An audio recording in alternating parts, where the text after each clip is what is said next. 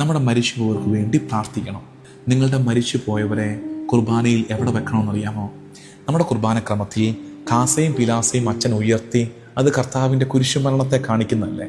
ക്രൂസിഫിക്ഷനാണ് depict ചെയ്യുന്നത്. കാസയും പിലാസയും ഉയർത്തി, അതിനുശേഷം അത് ബലിപീഠത്തിങ്കൽ വെച്ച് ഒരു തുണിയിട്ട് മൂടും. ശോശപ്പ, കാപ്പയുടെയൊക്കെ തുണിയുടെ മെറ്റീരിയലുള്ള ഒരു തുണി ഇട്ട് മൂടും, ശോശപ്പ ഇട്ട് മൂടും. അത് മൂടുന്നത് എന്താണ്?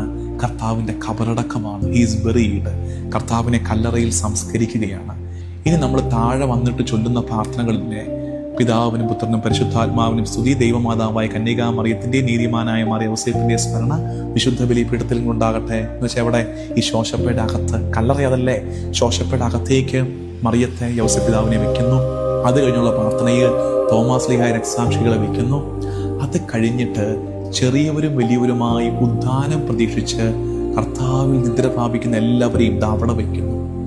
നമ്മുടെ പ്രിയപ്പെട്ടവരെ, നമ്മുടെ മരിച്ചുപോയവരെ നമ്മളെ തന്നെ എവിടെ വെച്ച് ശീലിക്കണമെന്നറിയാമോ? കാസയോട് പീലാസയോട് ചേർത്ത്, കർത്താവിൻ്റെ കാസയുടെ പീലാസയുടെ ചാരത്ത് ശോശപ്പയുടെ അകത്ത് വെക്കണം ഓരോ കുർബാനയിലും. എന്താ കാര്യം? കുറച്ച് കഴിയുമ്പോൾ നിങ്ങൾ ശ്രദ്ധിച്ചാൽ മതി, ഈ ശോശപ്പ നിവർക്കും, തുറക്കും. എന്ന് വെച്ചാൽ എന്താ അതിൻ്റെ അർത്ഥം? കർത്താവിൻ്റെ കല്ലറ തുറക്കപ്പെടാനുള്ളതാണ്. കർത്താവിൻ്റെ കല്ലറ തുറക്കപ്പെടും. അപ്പം നമ്മൾ വെച്ച പ്രാർത്ഥന, നമ്മൾ സമർപ്പിച്ച പൂർവികര്, നമ്മുടെ നിയോഗങ്ങൾ, അതിൻ്റെ മേലൊക്കെ ഉദ്ധാനത്തിൻ്റെ അനുഭവം ഉണ്ടാകുമെന്ന്. അതല്ലേ പൗലോസ് ശ്ലീഹ പഠിപ്പിക്കുന്നത്? കർത്താവിനോട് ചേർന്ന് സംസ്കരിക്കപ്പെടുന്നവർ കർത്താവിനോട് ചേർന്ന് ഉയർത്തെഴുന്നേൽക്കപ്പെടും. അപ്പം കർത്താവിനോട് ചേർന്നുള്ളൊരു മരണത്തിന് നമ്മൾ ഒരുങ്ങണം. നമ്മുടെ പ്രിയപ്പെട്ടവരെ അവിടെ കാഴ്ചവെച്ച് പ്രാർത്ഥിക്കണം.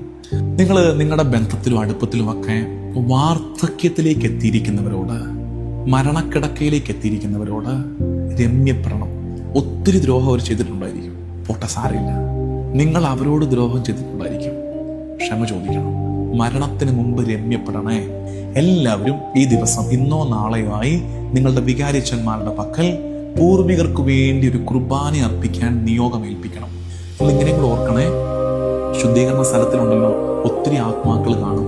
എന്ന് വെച്ചാൽ മക്കളെ നന്നായിട്ടൊക്കെ വിശ്വാസം പഠിപ്പിച്ചതാ, പക്ഷെ മക്കളാരും ഇപ്പൊ പ്രാർത്ഥിക്കുന്നില്ല. മക്കളാരും അവർക്ക് വേണ്ടി പ്രാർത്ഥിക്കുന്നില്ല. അവർക്ക് വേണ്ടി ഭൂമിയിൽ നിന്ന് പ്രാർത്ഥന ഉയരുന്നില്ല.